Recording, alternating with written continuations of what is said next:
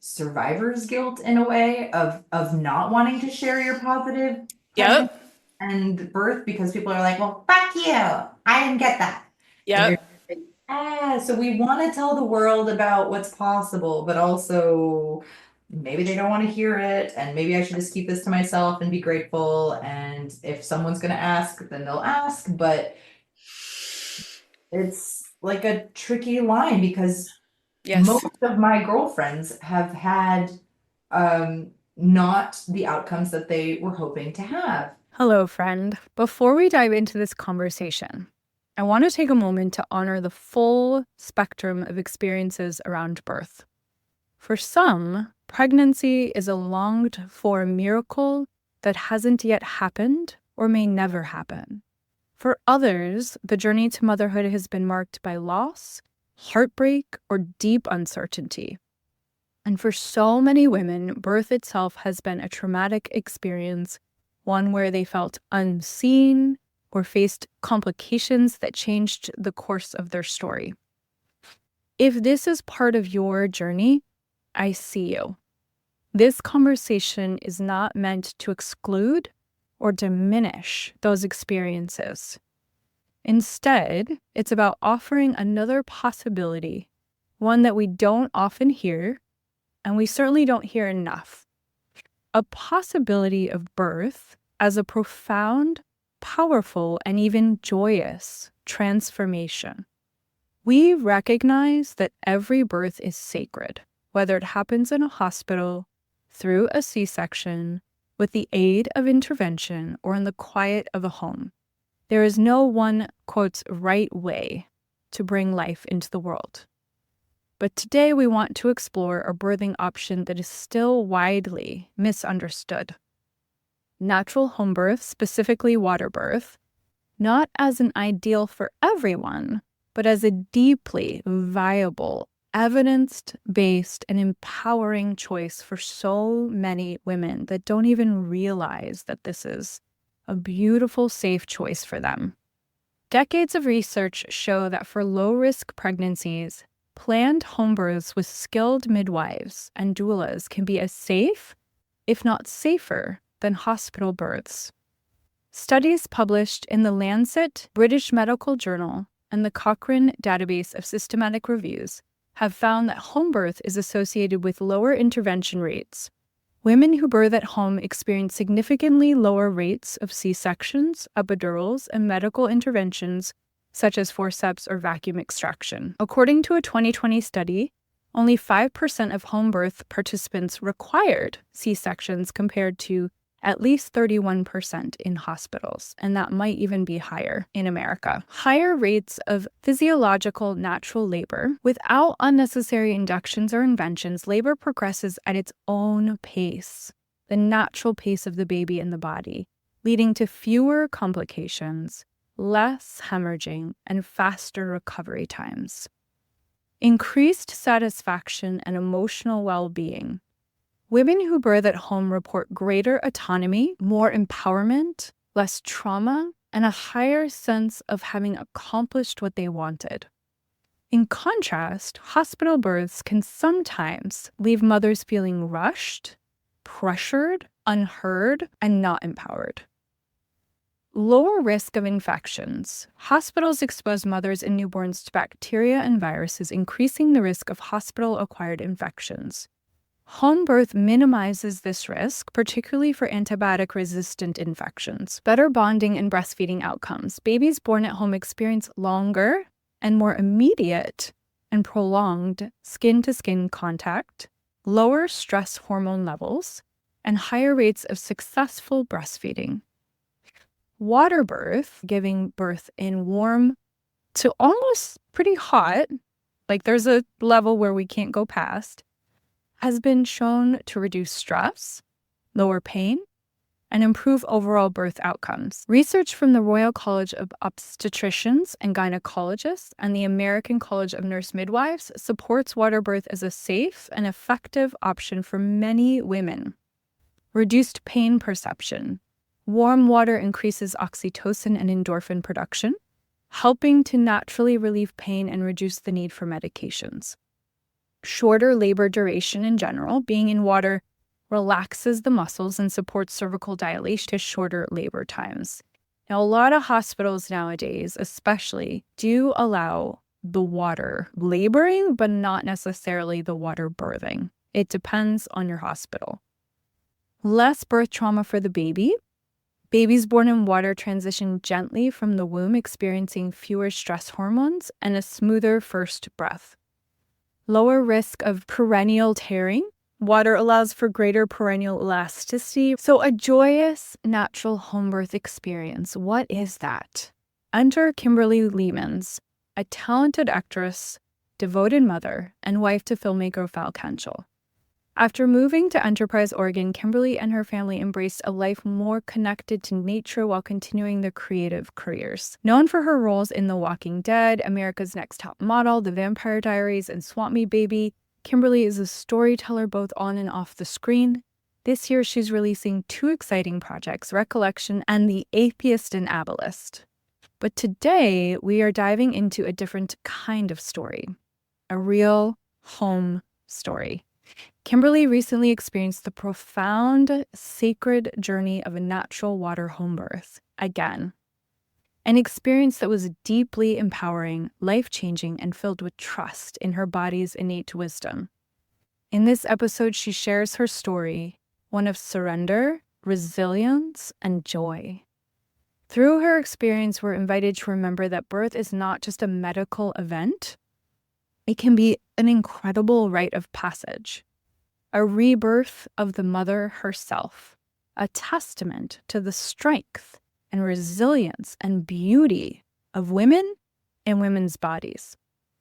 If you've ever been curious about natural home birth, if you've had a birth experience that left you seeking something different, or if you just want to hear a story of incredible transformation and joy and surrender and pride that we don't often hear, this episode is for you.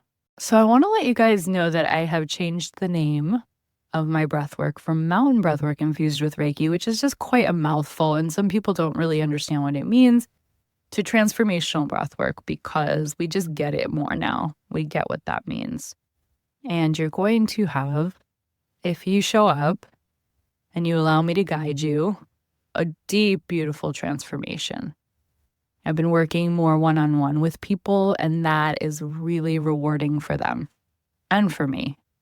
So if you're wanting some one-on-one support to feel held, seen, known, loved, and have the ability to regulate your nervous system and rewire, really from the base, it's really the hack. Instead of 10 years of therapy, it's like one session can really get to the root of what those blocks and those fears, and we don't even have to understand it or analyze it, is what's so beautiful.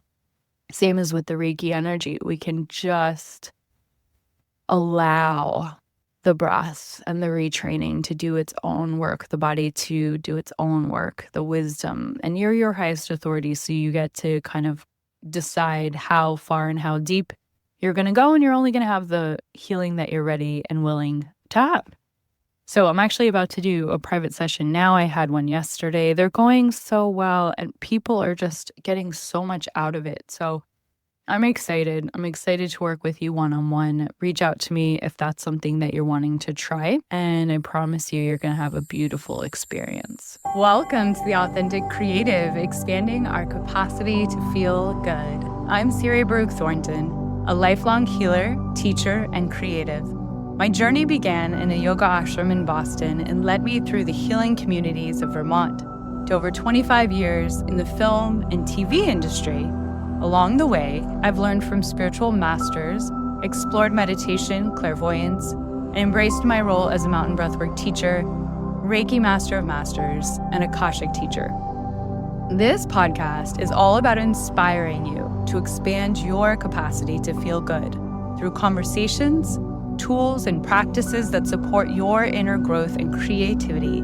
So, whether you're seeking healing, transformation, or simply a deeper connection with yourself, join me as we explore what it means to live authentically, creatively, and in alignment with your highest self. Let's dive in. Thank you so much for being here, Kim. You've been on the podcast before, Yes, a long time ago now. and that was a minute ago, and a lot has happened since then in your world. You've Yeah. moved, you've gone across the country, you've gone to Germany, you've been all over Europe. Like, maybe catch us up a tiny bit. You were Uh, living in Bend. we were at White Rock Ranch then. I feel like I was in the midst of like a 2-year-old, that life of like with a 2.5-year-old ish. Yes, We did a breath work session right before that interview, which that's felt right. really good. And I was like, I kind of was like, I hope we don't have to do a breathwork session before this one because I am just like not in the space, booby, body, mind. Speaking of booty, for those who are watching on YouTube, show them your t-shirt. It says it's a beautiful day in the laborhood. We are going to be talking about labor. And that's what, kicked off this conversation for us. And then I said I want to record this is but you were catching us up a little bit, and then just so they know, we're going to be talking about water home birth. Yeah, thank you, Siri. I mean, Siri was a big part of this birth, actually, which was so special, and I felt so held by you that whole night. Well, even days before, because you'd been checking in, and you were like, "I'm gonna send you Reiki, and I'm chanting for you," and I really felt so calm that entire week before the baby came. My body was so comfortable. I felt so good. It was so, I mean, my pregnancy in general was a beautiful pregnancy, thank God. But just, the aches and the creaks and the sleeplessness leading up to birth can get uncomfortable. But I felt so good the week before, and I feel like you had a lot to do with that. And then the night that I went into labor, which was on my daughter's due date, very German, very punctual. Um, yeah, I sent you a little text because you were like, well, either way, you were keeping up with me. You were like, how are you feeling? This and that. And then I sent you a little text to be like, I think things might be moving if you wouldn't mind, kind of chanting for me and keeping me in your thoughts. And though I was texting you up until like probably my pushing, I had a very fast, efficient birth, probably because of all of the universal help. So thank you. Well, Yeah. well, okay, so let's back up a little bit because I know it's important for both you and I to have people that are listening understand that Kim and I know that this is not always people's experience, and that we totally honor and appreciate and validate if your experience was very, very, very different from Kim's experience. And everyone has the birth journey that they are going to have and are meant to have in some cosmic, mystical way. And not everyone has the privilege of getting pregnant, being pregnant, birthing a baby. Like, we just want to honor that because that's important for you to be seen, heard, known, understood in your process of your journey. It's not normal, unfortunately, to have the kind of experience that Kim had, unfortunately.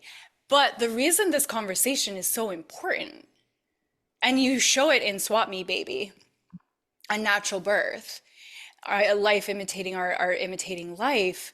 The reason it's so important for us to have these conversations with people who have had really positive birth experiences is because we want to model that Yeah. this is a possibility. This is a possibility. It's not to say everyone's going to have this exact experience because your experience is perfect for your journey, but this is a possibility. And hey, we're going to pause here for just a moment. What's the thing that's never getting better? The thing that keeps you up at night? The loop you can't seem to break free from? Bring it to our Akashic record reading session. This isn't just a reading. It's a sacred conversation with your soul, with your team, your master's teachers and loved ones and guides. A place where the deepest parts of you are seen, heard, and understood.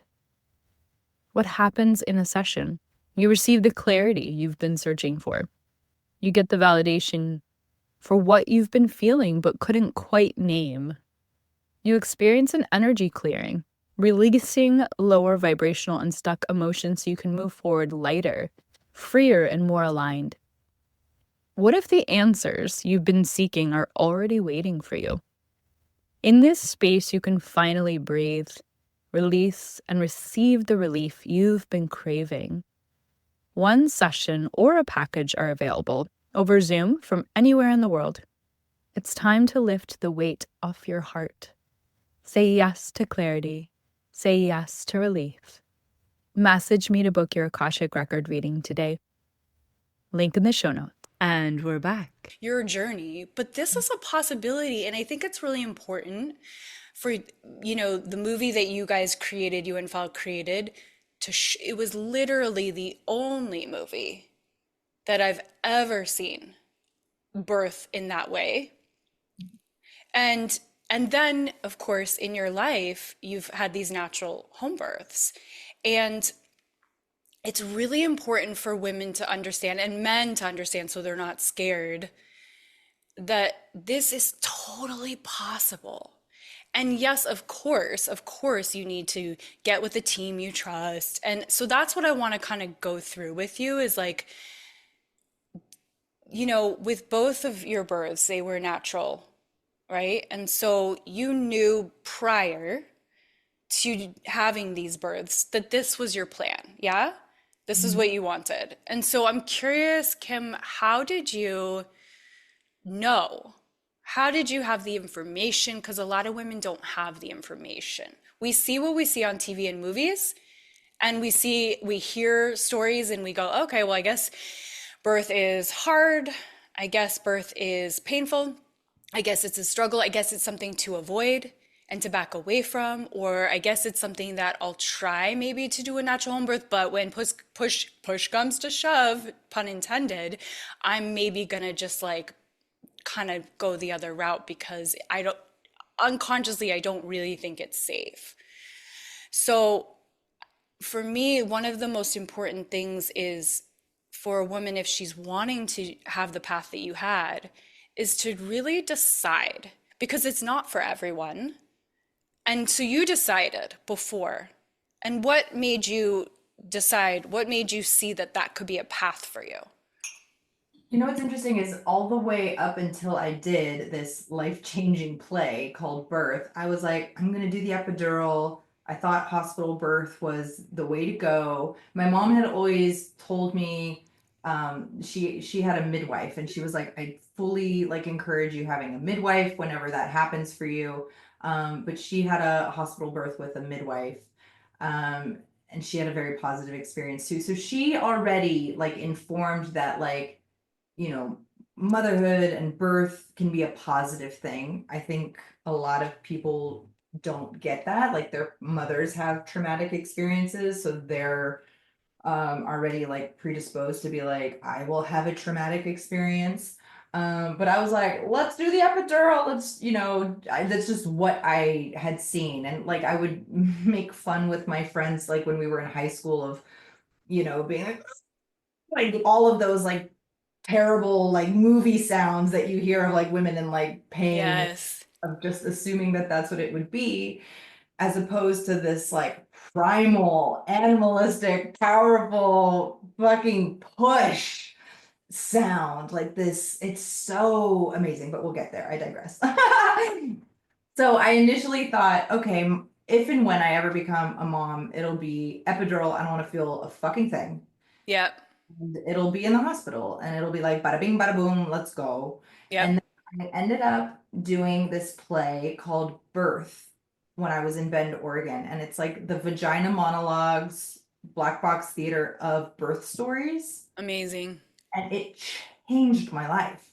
It literally changed my life in the sense of the amount of education I got from that play, because you're basically hearing a handful of women's birth stories, real birth stories, And it goes from the cesarean to the VBAC, learning all of this terminology of, vaginal birth after cesarean. What is Pitocin? What are like all of these things that I had never heard of until I had done this play. And so it was like an insane amount of information. And these women are just explaining their birth stories. Um, and there was no judgment on it. It was like, I want a scheduled C-section because that works for my lifestyle. Or I, had a hospital birth and it went wrong because of all of the medication they were giving me. And so then I needed an emergency C-section. Or I had the home birth. Or on my second child, I had redemption by having an unmedicated home birth. Like it was just like all of these different stories.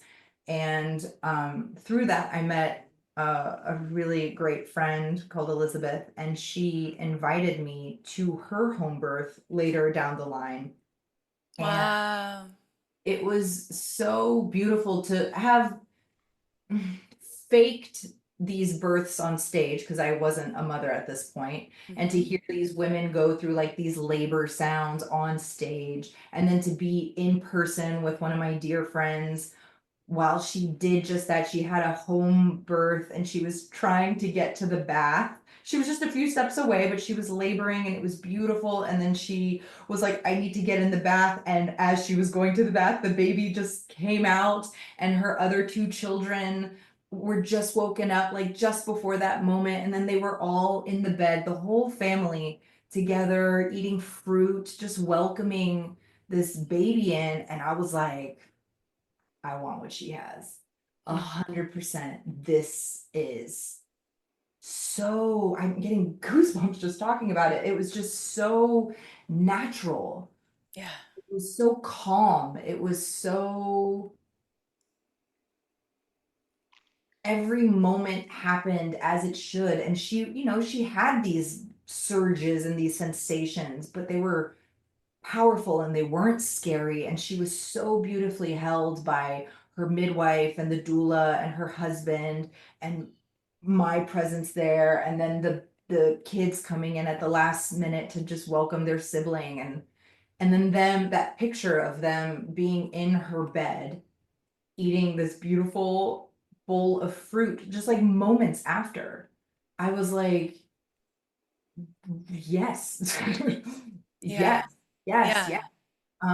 And so then flash forward to a few years later, when I got pregnant, I was decided 100%. I was like, I want a home birth. And then it just happened to be COVID. Like we got pregnant Mm. before COVID, then COVID happened, and my son was born in November of 2020. And there was all these mandates of like women having to give birth with masks on, or your partner Yeah. wouldn't be allowed in the room. And I Yeah. was just You're even more, like, like no, thank you.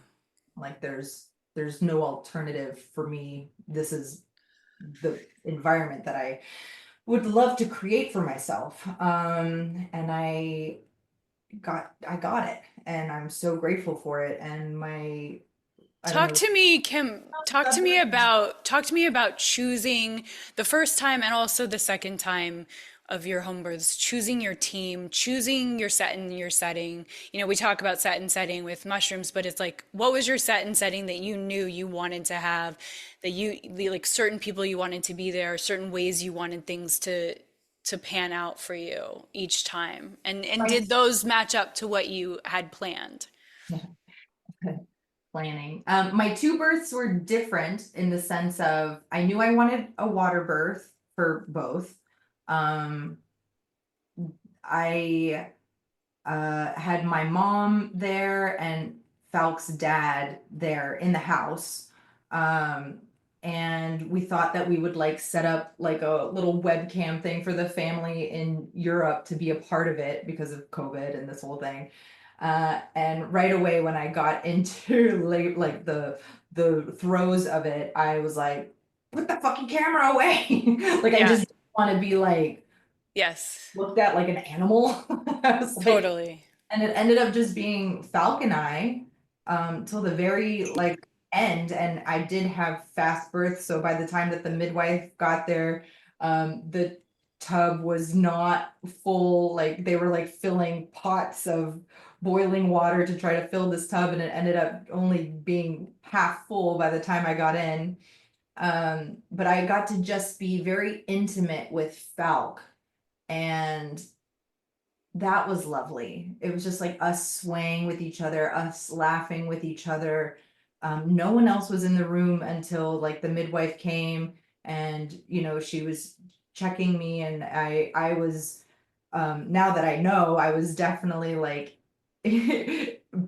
pushing at that point, and she was like, "Do you want me to check you or whatever?" Because we had wanted to be more hands off, and I said yes, because if this is what it's like for 18, 50 hours, whatever these other women go through, I was like, I get it. I was like, send me to the hospital, let's epidural this thing. I don't think I would have the endurance to do this for hours upon hours upon hours. And I had all of this empathy towards women that have these enormous labors, and I'm just like, no, I get it. Like, yes, yes, and like, see what happens for you in those moments, and pivot as you need to. Like, no judgment on needing the medication later down the. It's a lot, Yeah. if it goes on forever and ever, and thankfully it didn't for me. Like, it was fast. It was like my last little moments, and she was like, "You're 10 centimeters." I was like, "Thank God, let's go." And so we got in the tub, and like 2 pushes later, he was there. Now for my daughter's birth, it was in this room. So we had we had a tub, which here in Wallowa County, it's a horse trough, which I fucking love. Wow. Brand. With like the plastic liner and the whole thing. Yes, yes. I had, like my little affirmation set up at my baby shower. My girlfriends wrote out like these beautiful, positive um, affirmations and encouragements that I had around me. I had the candles lit. I also had that the first time around with Louise Hay, like her affirmation deck. Okay. Just like a nice, like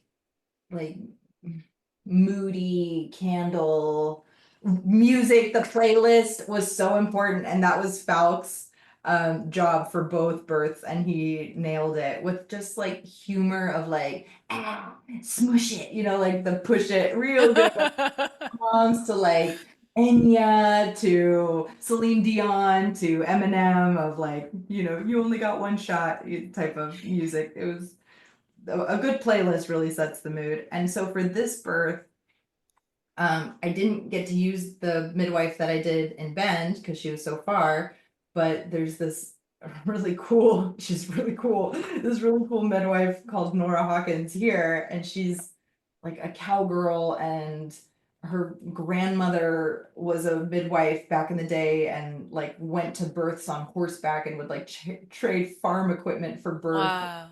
Just comes from this line of awesome women. And so she was my one and only choice here, but that was lucky in its own sense. Um, So, question for you, because I know how traditional thinking goes.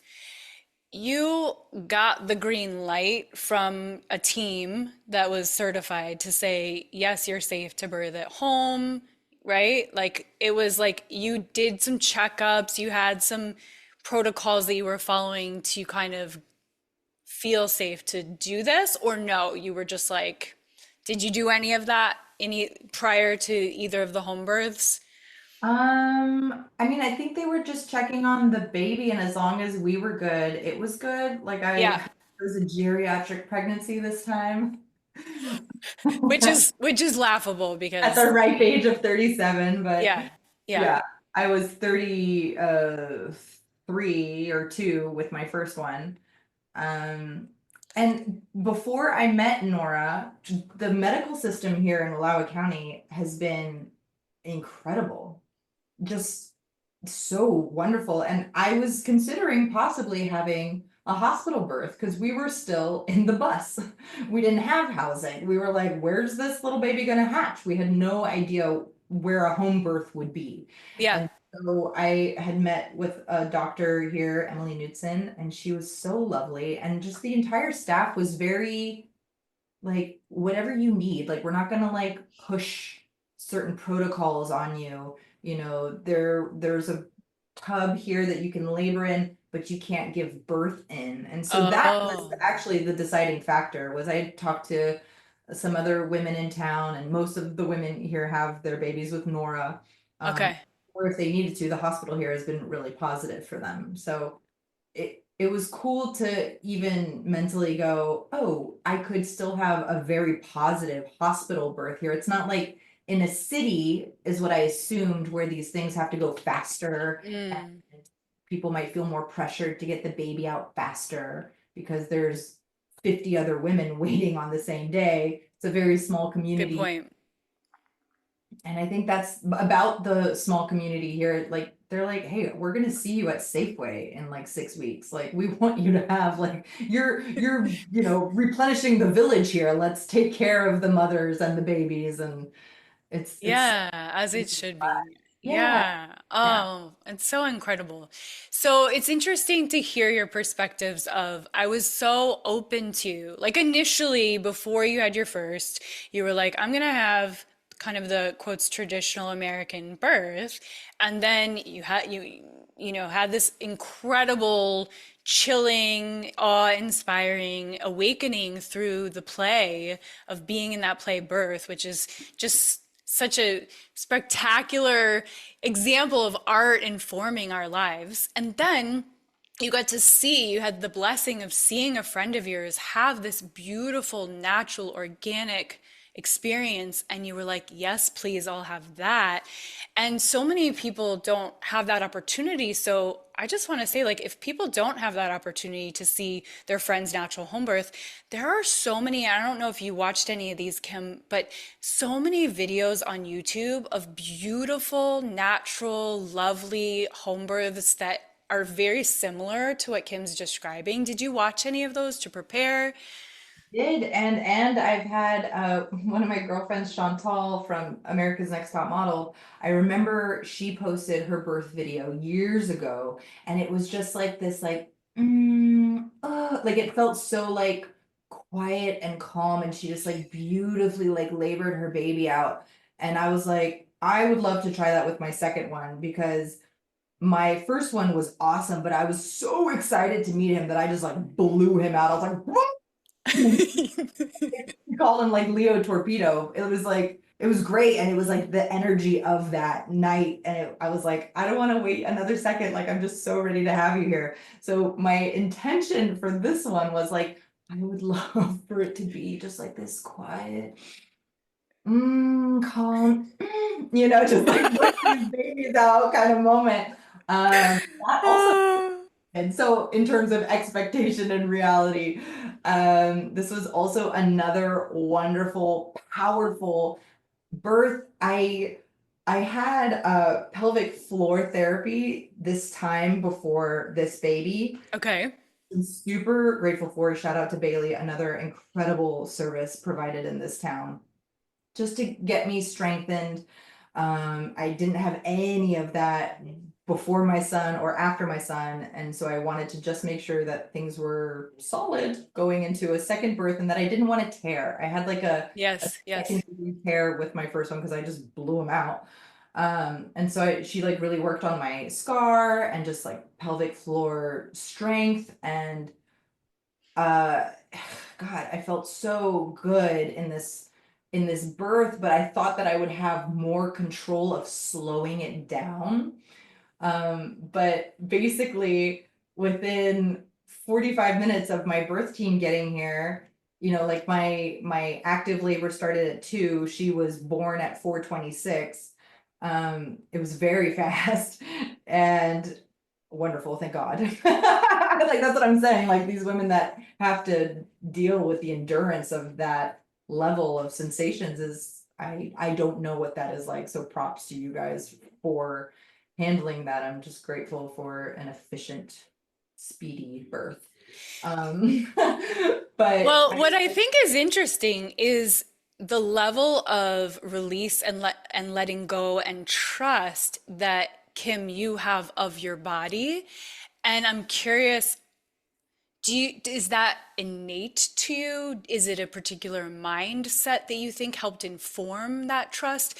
I know you've had experiences with different, natural, what do you want to call it? Like ayahuasca, mushroom, like experiences where you've learned, where we learn, our system learns and retrains itself, like how to actually surrender.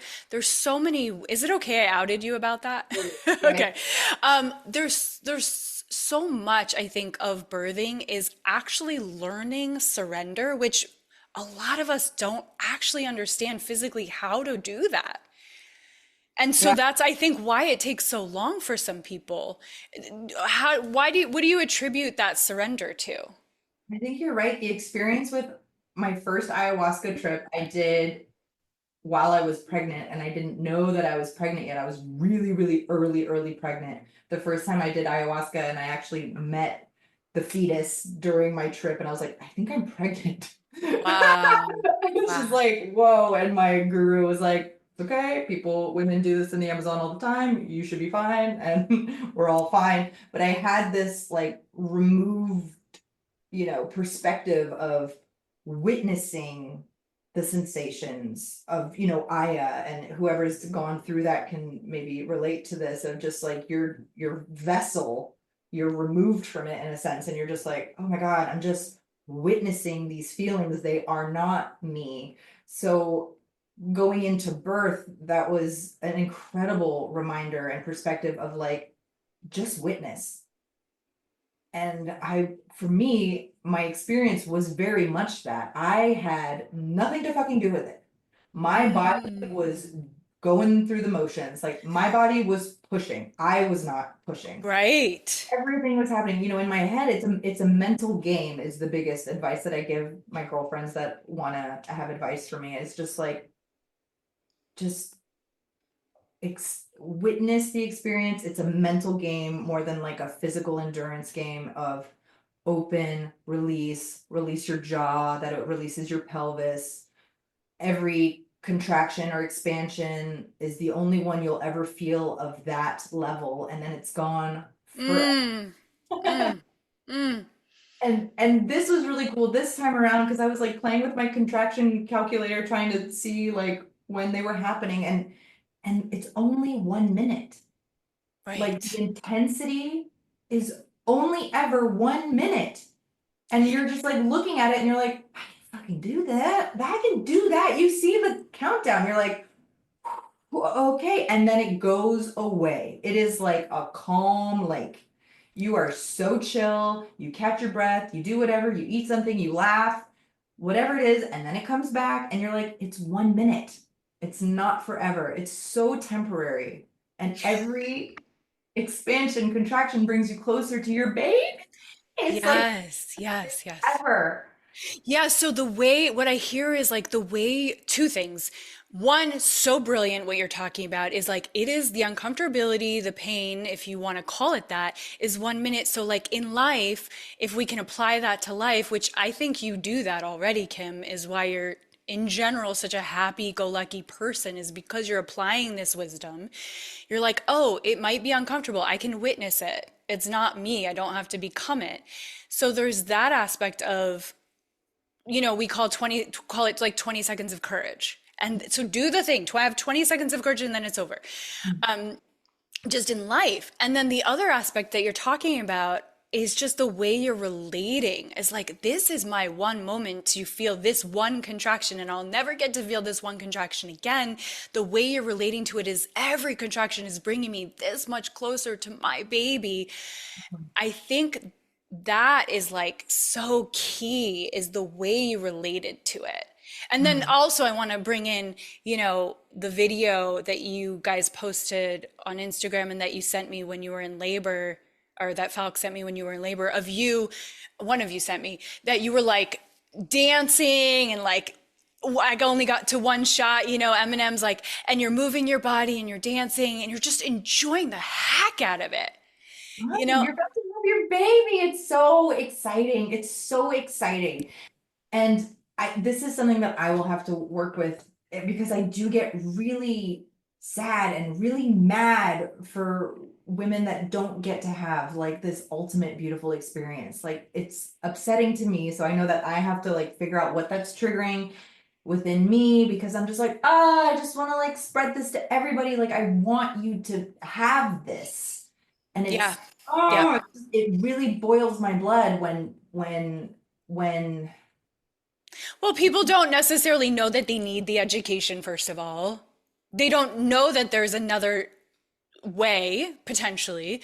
And then you have to be willing to open your mind to that education, right? So, the business of being born, for example. like you know what I mean? Like I've had so many girlfriends that have to have cesareans at the last second Yes, yes. and it's disappointing to me. And I'm gonna check in with a girlfriend today who just had that and I want to make sure that like I'm like, are you okay? Like, am I taking on this disappointment for you? Because the conversations that we'd had, there was a curiosity. She was at my birth Yes. and she was going to have a cesarean because the hospital here does not do VBACs. And so that Uh-huh. Okay. only option was to go and have a second cesarean or have a home birth. But that was all very new to her. And I was the first kind of experience that she had seen that in. And we're like 2 months apart. So maybe it was a little too last minute for her to. Sure. And so I had the feeling that there was this like, dang, I wish I could have what you have, but I can't. Yes. And I'm gonna check in with her today just to see how she's feeling and make sure that I'm not like projecting my own like Yeah, I mean, whatever. I think it really comes down to people's expectations of themselves and what they think they're capable of and what they're comfortable with and what feels safe, right? Because Yeah, if you don't do your research and you don't feel safe and you don't have a team that's supportive or you have people telling you that it's not going to be safe for XYZ reasons. Now, sometimes that's legit yeah, for sure.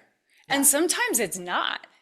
And I think you really have to it's a process of trusting ourselves, right? I did, Like, I will right? a girlfriend's another local girlfriend here, her birth story from what I'd heard on her first birth, and she's very spiritual and was very open to having a home birth and labored for a very long time and then ended up needing to get a cesarean. Right. But what you just said is she was open to it.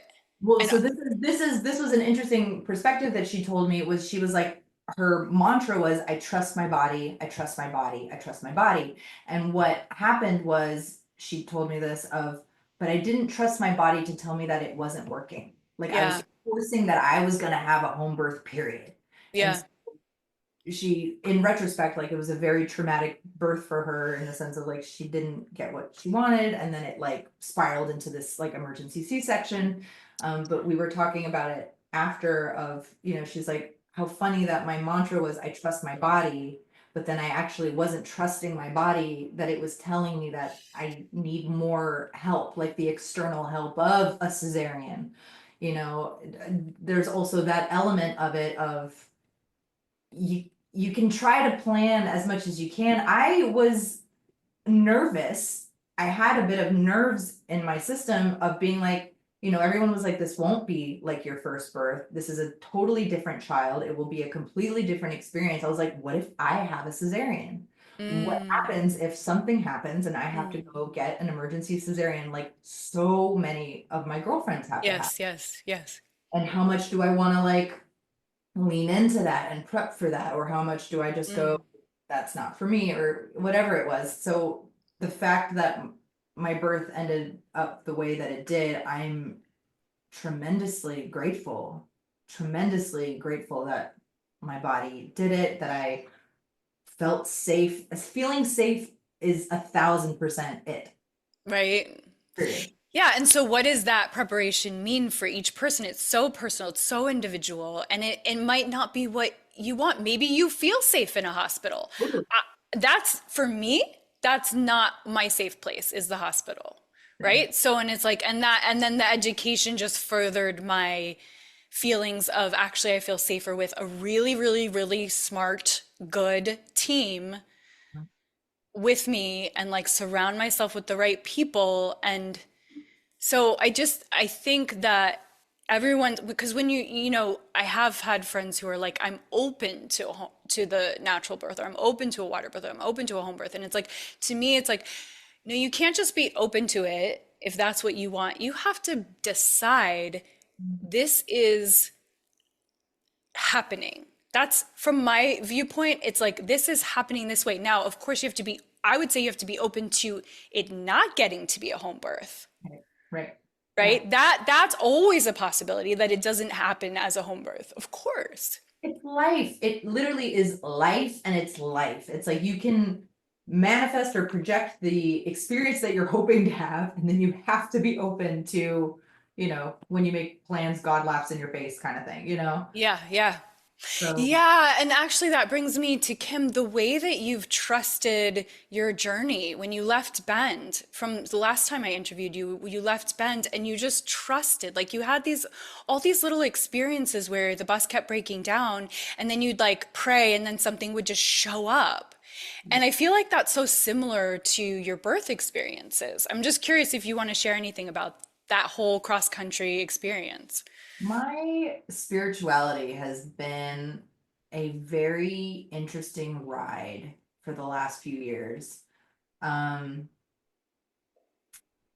Definitely was like an atheist growing up, agnostic, just being Hmm. like, we're all ants on a rock. It doesn't mean anything. To Yeah. the getting these glimpses of like miracles and being like, that's a little bit too coincidental, or whoa, there is a bigger thing like at play here. And then just talking with my friends who are Christian and who are more spiritual, and it's all the same. I hope I don't offend anyone. To me, I understand it at that it's all like one. Hmm. There's different veins to get to that. Um, and I try to work on my connection to God and spirit every day. I don't get to it every day, but when these big life changes happen, and they were happening a lot and fast, I'm starting to see a Just theme just here. just like your birth. Yeah, exactly. It's all just very efficient and effective and intense. Um, to just like let go and let God is like such a great saying, because it really is that of, listen, I have dark days. I don't have them as much as I used to, and they happen faster Mm. through the work and the medicine and the lessons learned. And with age, like things aren't as dramatic as they used to be, like when you were a teenager or in your 20s and you're just like, oh my God, this is gonna last forever. It's the contraction, it's the expansion, it's that, oof, oh, this is so uncomfortable. And then it lightens up, and then you're like, oh, I this is familiar. Okay, I know that there's an end to this. How long is it going to be? Hopefully a minute. You know, Yeah. Yeah. so Yeah. just trying to re-ground myself with looking at the details around me has really helped me like get out of my head. Just like the details in the room of being like, what is this crown molding?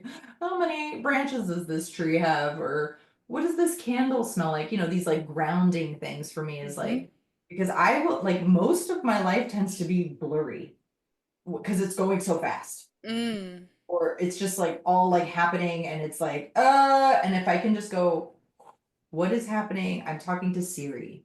You know, Mm. I'm trying not to think about like who's going to hear this and what are they going to think, and Mm. what pictures are going to get posted. Should I get back on social media? Like all of these like thoughts that go so fast in my head of just going, hey, it's quiet here.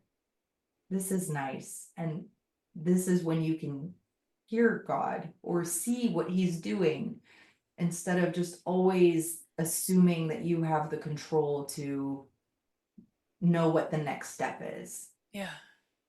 Because giving up the idea of stability and control was a big one for me through COVID, because it all disappeared. Hmm. Housing, friends, Hmm. the idea, career, all of it. It all reformed into its own beautiful thing. But the idea of how I thought it was gonna go didn't. Yeah. I never thought that I would end up in Enterprise, Oregon. Like the Right. Like what? idea of snow-capped mountains. How did I get this house? We were in a bus. Like the friends that I've made here, the baby that I produced here. It's just this, like all of it is just really nice. Oh my gosh. You're bringing me to tears with the way that you're seeing life and your perspective. And you know what's cool is that I've interviewed a lot of spiritual people and I've talked to a lot of spiritual people my whole life. And it can be very elitist, the way that people who regard themselves as spiritual talk to each other, think of themselves, interact, blah, blah, blah, right? And you're literally practicing what everyone is hoping, trying to practice that says they're spiritual, but you're not acting like a quotes spiritual person. You're Mm, just being it. mm. You're just experiencing life in present moment and surrendering and witnessing and doing all the practices that we spend some of us tons of money to like learn how to do, and you're just doing it. And I think it's incredible. Thank you. Well, but I listen to your podcast, Siri. I listen to the people that you interview. Like I'm in that world. I don't know that I'm like the shiniest poster child for it. Do you know what I mean? It's just like I'm taking these little nuggets of information along the way and going, well, that worked. That actually worked better than I thought it would. You know, like these little things tend to become tools in your toolbox, blah blah blah. And you just use them and then you forget and then you have a breakdown and then someone in our group will go, oh hey, do you want to breathe? Do you want to just remember that this is a contraction expansion? Do you want to maybe just go take like a hot bath and like feel your body? Do you want to go cry? Just Yeah. also just feel the shit. Yeah. One of the biggest realizations that has like really helped me in my life was I was really sick like a year and a half ago or whatever over Christmas and like got into like a really shitty depression. Like my whole system was Oh, just when you were in Germany. yes. Yeah, yeah. It was dark, it was bad, and we were like, we don't know what to do. Where are we going? Like we were homeless slash homeful in a lot of ways. And I just had like this realization of being like, I think the human experience is to Right. feel good and to feel really bad and to feel it all. Like I feel like that's what you're meant to experience on this plane. And Yeah. so if you're feeling like shit, good job. You're nailing life. Like you're being here to feel this bad. You're like, oh God, oh ouch. And then when you feel really good, that's awesome, but that's the other side of it. Like you also Yes. need to know what it feels like to feel fucking bad Yes. because that's Yes. the part of feeling alive. So Yeah. I applaud you. If you feel like shit right now and you're listening, you're doing it. You're crushing the game. Like well done, you know? Just Yes. accept that. It's yes. I remember you commenting on something when I said, our job is to feel good, and you said our job is to feel. And I thought a lot about that because you're right. And I think it's both. Like I completely agree with you that we have to plumb the depths. We have to feel it in order to heal it. We have to give ourselves permission to go all the way and also to appreciate, like you were appreciating in your birth, you were appreciating the pain. You were appreciating it. Siri, it's like I'm so happy to have this conversation with you because I'm also getting realizations of just it goes back to feeling safe. Yeah. Like you can feel safe to feel that dark, that bad, and have someone around you that's like, you're do it, feel it, you're okay. You're like you're safe to feel this. You can tell me that you don't want to live anymore and life sucks and all of like the most terrible, disgusting things, and to go, I'm not going to let that happen to you. but you're Mm. free to like feel that bad. And I won't let you take it that far. It's just like birth. It's like these like active labor pains and active like death throes Mm. are very coincidental, like they Yeah, with each they other. coincide with each other. Yeah, for sure. Let's make up a new word as coincidental because that's perfect wisdom. And I like to say that the energy of death is the same as the energy of birth. It really is. Like just talking to you about this now, I'm like, it's the same. And if you can feel safe, you can birth through that experience, whether it's a death, whatever the fuck is dying and decaying off of your system in that moment. Yeah. I mean, the fascinating part that there's like death doulas in the world right now, which I think is amazing. I'm like, yes, Yes, like you will die. Don't you want someone to kind of help you through that transition? for sure.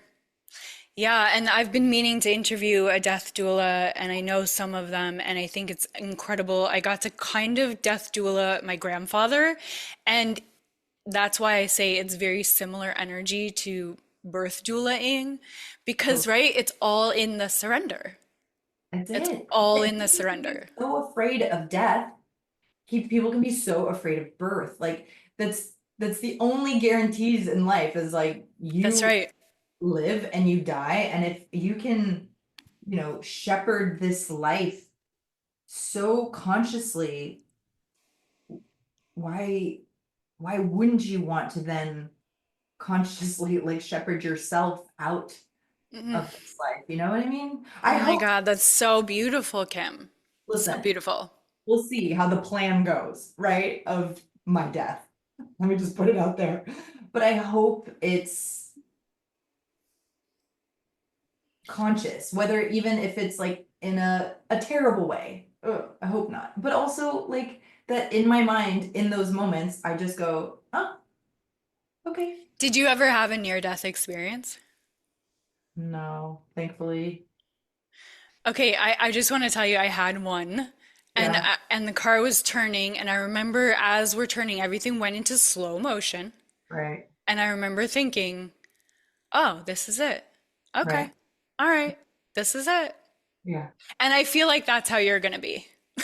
I've had moments on planes where I'm like, uh, or okay, like this is shaking a lot, or it doesn't feel good, and I go, "What the fuck am I gonna do?" Do you know what I mean? Like this surrender of, Yeah. okay, that's how I'm going out, and And just that getting peaceful with myself of going, I'm pretty sure everyone that I love knows that, and I'll try better next time, even though I hope to God I do not come back. I'm done with this plane. I want to like figure it out, learn the lessons, and move on to some other planet. that's fascinating. Okay, that's a whole separate podcast conversation for sure. I'm trying to think if there's anything else about the process. Is there anything you want to share about Swap Me Baby and birthing on camera, what that was like for you versus birthing in real life? Well, I birthed on camera like a month before I birthed for real. And I remember having some like passionate conversations with the director and the producer and the writer because they wanted it to be this typical funny birth, and it's Hmm. all you ever see in these movies. And It I was drives like, me crazy. that's insane because the whole thing is exposure. If people can see women having beautiful, powerful, quiet or not quiet births instead of these like freaked out like "Ah!" births, then maybe they would be programmed to be like, oh hey, that's also possible. And so I Yep. was like, you guys, I don't want to do this. This is such an important platform of showing a different kind of birth. Yes. Please do Yes. something different, even with the water breaking, even with the contractions. And like I didn't know what those would actually feel like. Um, but I think I did a pretty good job. Yeah. Yeah, you Because did. oh, that was pretty on par. Um, but they really were like, it serves the story in this way to have at least like, oh, scream, you know? And I was like, that's fine, but I also wanted to have those moments of, I'm a fucking warrior, you know, like I Yes, yes. can do this. Because I was with this birth, I cannot wait to see the video. One of my girlfriends took pictures and filmed this birth, which we didn't have the first time, COVID, blah, blah, blah. And so I haven't seen the video yet, but Oh, I was wow. I was so in the moment of basically uh my active labor, like it was happening. Like it was like 1 minute every 3 minutes. And it was coming on pretty fast. My midwife checked my vitals on the bed, and I was so uncomfortable being on my back that I was like, I need to get on all fours. So like Yes. done, I was like, I just need to get on all fours, and I got on the bed, and my first push happened.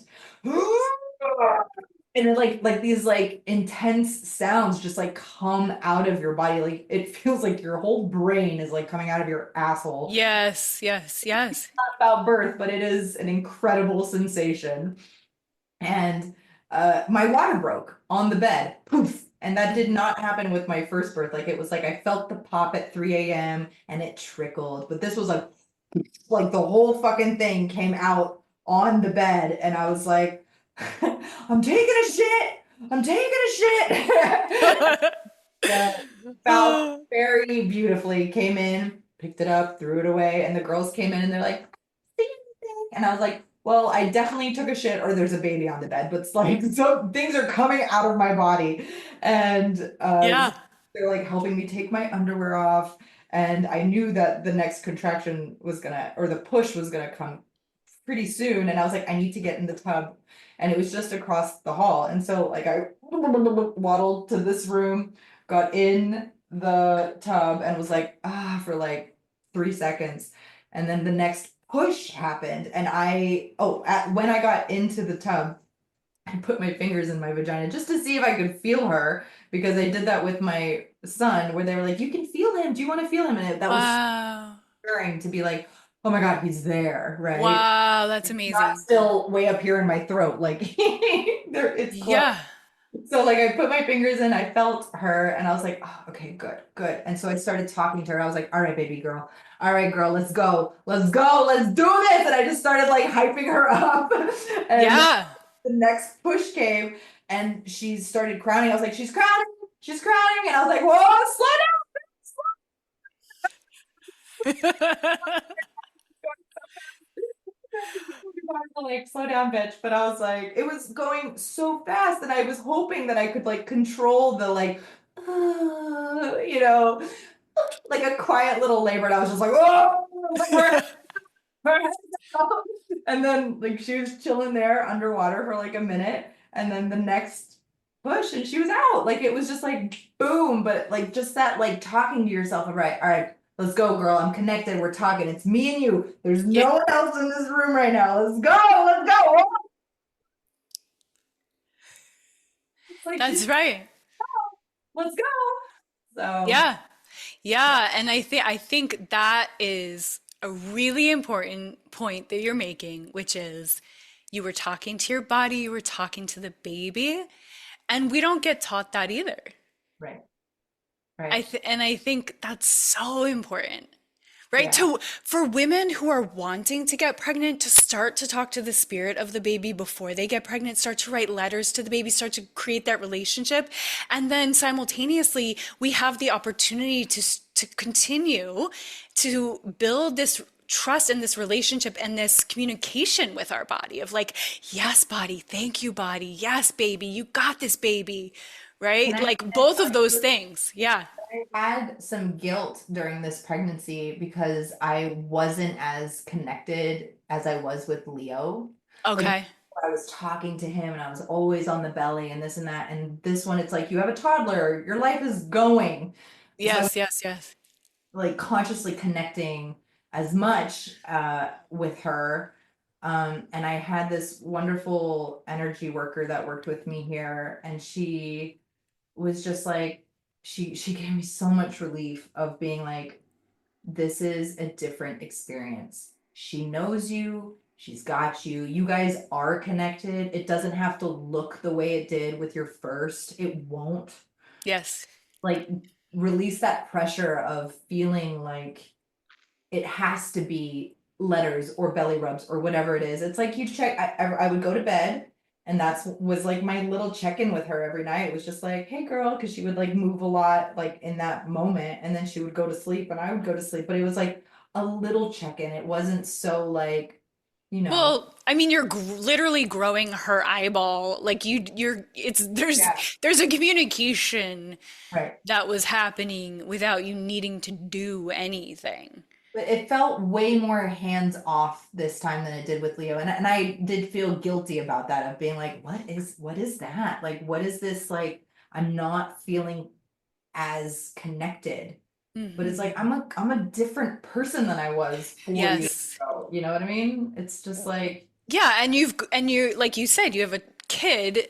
I mean, I remember the second time being like, I didn't walk my 5 miles, which my midwife was like, you want to do this home birth? You are going to walk 5 miles every day yeah, until you birth that baby, or else you're not going to have the stamina to do it. And that was a non-negotiable, was walking 5 miles. And it didn't have to be in one go.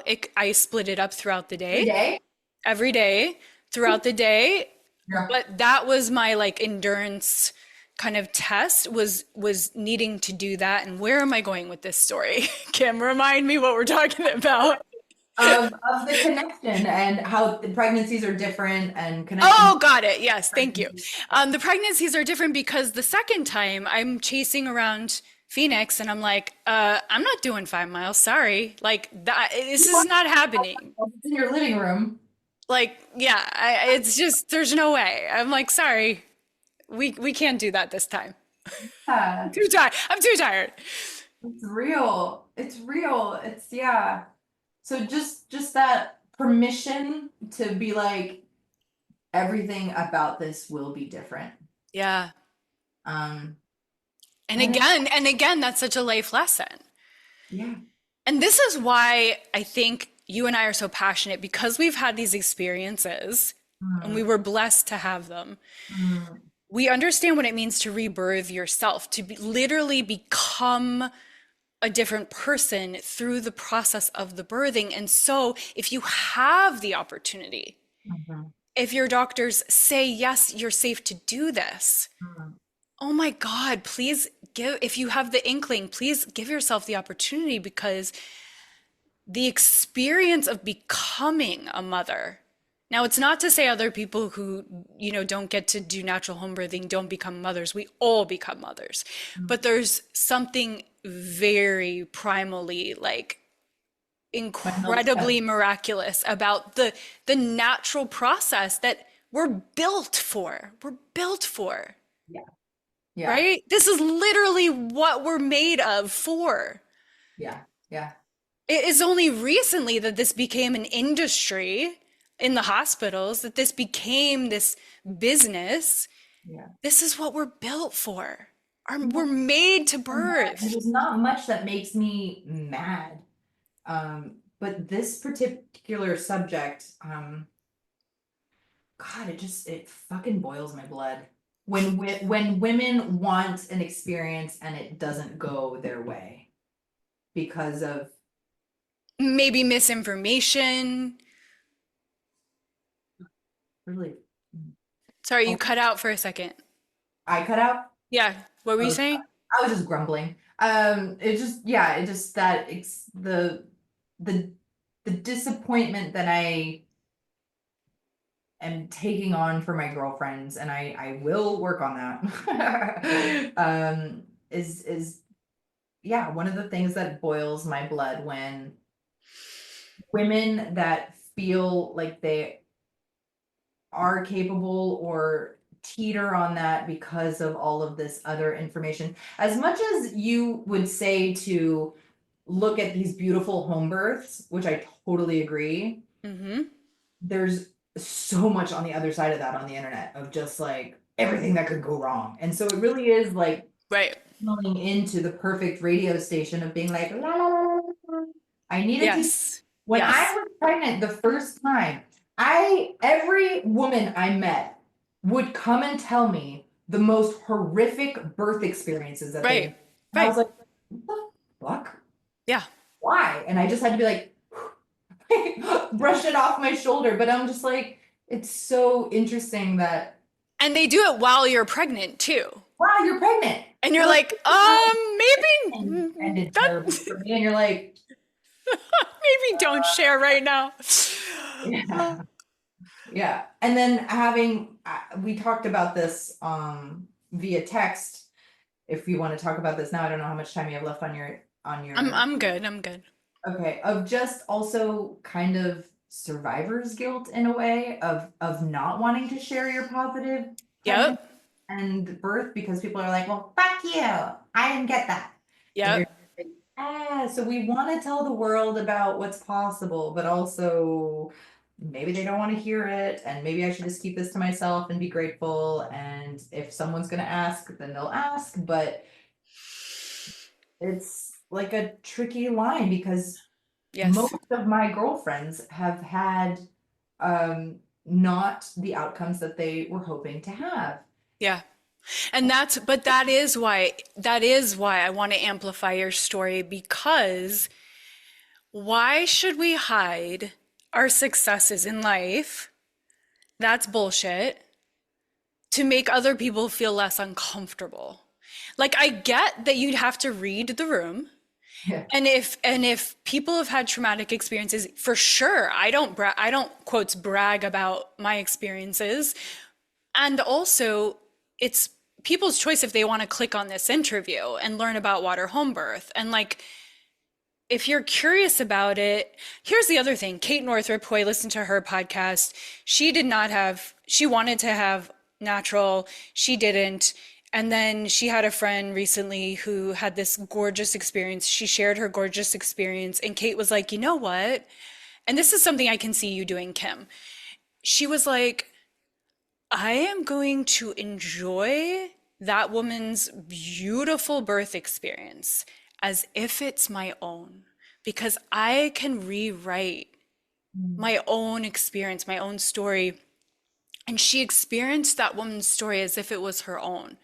She took it on like the collective success of that experience. And I'm not saying that everyone has that kind of ability to do that. Like, that's not easy to do, but Kate managed to do that. And I think, like, if there's a version where you could try on understanding that we're all one, like you said, when you have those mushroom or psilocybin, like ayahuasca experiences or spiritual experiences or God experiences, where you understand that we're all one, then you can actually have that relationship with another woman's success.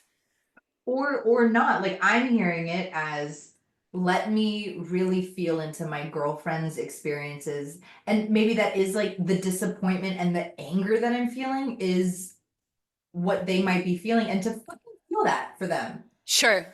And not feel like, okay, now I have to do something about it, but just to acknowledge that that was a Yeah. disappointment or shameful for them in a way that they're like, damn it, I didn't get to do it. So what does that mean about me? And to then like lean into my experience and go, well, thank God it's possible. Like we're not all getting butchered and, you know, not what we want. Like I'm grateful that I'm on that side of the spectrum for the collective, whatever.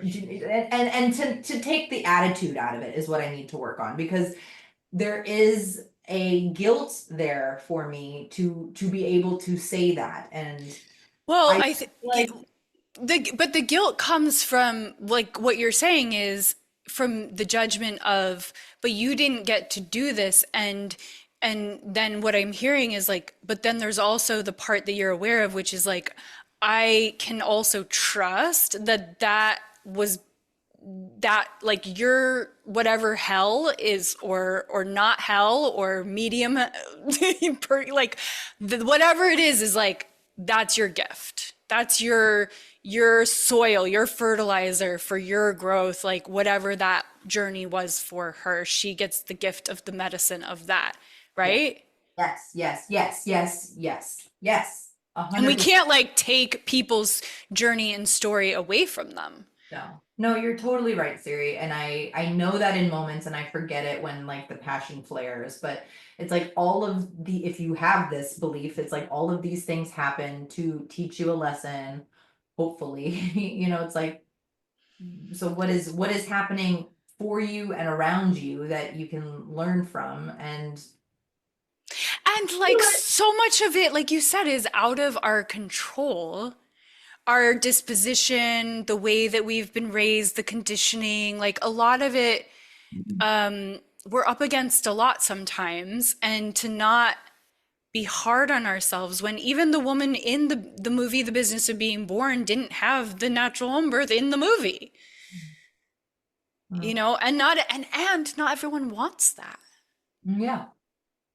And Yeah. maybe they think they do, but maybe they don't. And like it's just so, it's like life. Like we can never understand why certain things unfold the way they do. It's just like a Yeah, mystery. totally. I think the biggest thing is like the choice thing. It's like choose the birth that you're hoping to have, cesarean, hospital, home birth.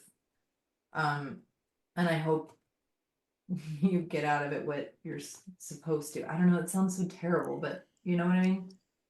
Is it No, terrible? Because I, I don't know, I just feel like someone's gonna hear this and go like, fuck you, Kim, you don't know what you're talking about, blah blah blah blah blah, this happened to me. right. Well, and then so and and I'm right there with you because I'm on this wavelength with you and I'm going, yeah, but but yeah, if someone's like, fuck you, you don't understand, I had no choice and I wanted that, but I couldn't, or why would you want that, or whatever their perspective is, great, good. I hope that you trigger people. That And I then and then I trigger people and that they get to learn something yeah. from that, Well, right? that's the thing is I hope that we are like in this conversation with you and me, which is the only thing that really matters right now, right? Because it's like this is the only moment that exists right now, is I hope that we're learning something from each other, and I feel like I'm trying to accept other people's experiences and I'm not quite sure what to do with them yet, or if there's anything that needs to be done to like help. Yeah. Well, I think you sharing your story in the right places, in the right timing, Mhm. and the way you stood for with Swap Me Baby, the way you stood for what you wanted Mhm. to show. First of all, that just in and of itself, showing a different kind of birth in a movie that you can watch on Netflix. Can you watch? Where do you watch No, it? Amazon. To Amazon? Yeah. Tubi? I think I saw it on Tubi. Like iTunes, it's the other platforms. So go find it, Swap Me Baby. You can Google, how do I watch Swap Me Baby? And go find it and watch it because you'll see an example of a birth that you never see in a movie. And that right there is enough, just that. But then the fact that in real life, you've had these experiences where you tell a different story for women is so important because even if you haven't gotten to have the kind of experience that Kim's gotten to have, it's beautiful because we can still show this example for future generations because we can unlearn the information that has come through, that there's a bigger picture and the power of our mind and the power of a woman and the power of the way that we can relate to pain. Men don't get to have that. No. We get to enjoy that. It's incredible. Really, I can I just there's one very important detail on my Yeah. birth that I haven't shared yet, which I said the first one was like very intimate, very just me and Falk. And this second one, as it evolved, as my birth team came together, it was gonna be Nora, which was my midwife, and then a girlfriend that I met along the way, who is a doula, was my doula. She's one of my best friends here, Marge. And then Landra, who's also an incredible friend here, was also there as an assistant. And my mother-in-law, who did not get to be at the first birth because of COVID, was there. And so there was like, and my girlfriend Maria, who was doing the pictures, it was this awesome girl fucking power to bring in my daughter. And that jazzed me so much. Like, I thought that the birth would go a little longer because we were gonna like chant and dance and do all this stuff, and it just happened so fast. But literally, the moment the last girl came through the door, she was here in 45 minutes. Like, I was like, my people are here. We're done. Let's go. Like, it was just the Just most, just like death, when people hang on and they wait for that final person and then they let go. yeah. I felt held like universally. Like you were there chanting for me. I had girlfriends praying for me. I had my women in the room. I had my fucking husband and I had my baby. And we were just like, yeah, it was epic. It was fucking great. Yeah, and I think that when, when you hear yourself and when we hear you, it's like, oh my God, this is the opportunity of a lifetime. Mm. Like better than any movie you'll ever make is what you accomplished. Thank you. It's My son, wonderful. like 15 seconds after she came out, and then we all went to the bed and had a fruit plate, and I was like, check. We did it! I did it! It was like years in the making. It was fucking amazing. Perfect. Master manifester. Thank you. Oh, and Maya. Sorry, Maya, the dog. She was there too. She was like, I'm female power. She's at the Yeah. door. Yeah. Oh my gosh, that's a whole other thing. Like the dogs and the way that they can watch. Uh, Our dog Charlie watched both of our boys being born, Yeah. and then she like felt like their mother and she was like putting blankets on them with her nose when they would cry. Like it's incredible. Just, That's sweet. Maya doesn't ugh. want that life, but she's a very tolerant big sister. Well, Kim, I just think you're absolutely incredible on every level. You're really a unique individual in many, many ways. And I appreciate the light, the love, the honesty, the authenticity, the beauty that you put in the world, the creativity that you put in the world, the example that you show. Your devotion to your kids is like unparalleled, really, truly. I mean, it's like, oh my gosh. Um, and it's a whole other podcast episode to talk about how you're such a devoted mom and you are still making films. Like that's crazy to me. But we'll have to do this again another time. I love you so much. Thank you for sharing your story. And it is vulnerable to share your joy in the way that you shared it. So thank you. Sorry, my phone just activated because I said Siri. How many So times? Thank you for being an important part of this story. And thank you for giving me a space to share it. it was an honor. It was an absolute honor to be up chanting for you. It was so special. That's so cool. Like I don't know what that looks like, but I have an image of it and I'm just like, I just want you to be like, what is a chant? What is a chant, Siri? Tell me. Oh, the Namyo Renge Kyo. Yeah, sitting in front of the Gohanzen with the candles lit, the incense, in my bathrobe, and just being like Namyo Renge Kyo, Namyo Renge Kyo, Namyo Renge Kyo. Middle of the Like, night, sweet thing. yeah, yeah. But it was a pleasure and an honor to do it, and I'm glad that you felt supported. So, guys listening, gals listening, thank you so much for listening. Thank you for coming on the ride. Definitely reach out to me if you have anything you want to share about what you did not agree with, what you agreed with, what you loved, what you didn't like, what resonated for you, what triggered you. Anything you want to share with me, please feel free to share. I'd love to have a dialogue with you. And thank you, Kim, again, for your honesty and the vulnerability and the courage that it takes to share your story, knowing that your story is Right. not the norm. And guys, if you have not yet seen any of Kim's films, please go onto IMDb. You can get a list of all of her films. I'll put a link to your IMDb in the show notes if you want me to do that. Is that cool? Okay. And here's the baby. I could feel my boobies getting spicy, so she must. Oh, good girl. I got it.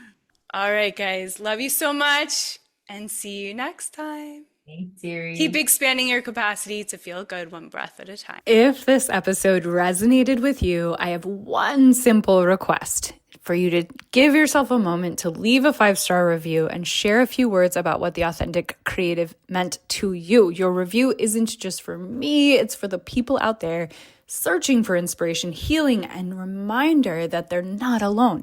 Each review helps this podcast reach more souls who need this conversation, these breakthroughs, and this magic. So if this show has uplifted you in any way, expanded you in any way, or sparked something inside of you, pay it forward by rating, reviewing, and sharing it. Thank you for being here, for listening, and for being a part of this incredible community. Keep shining.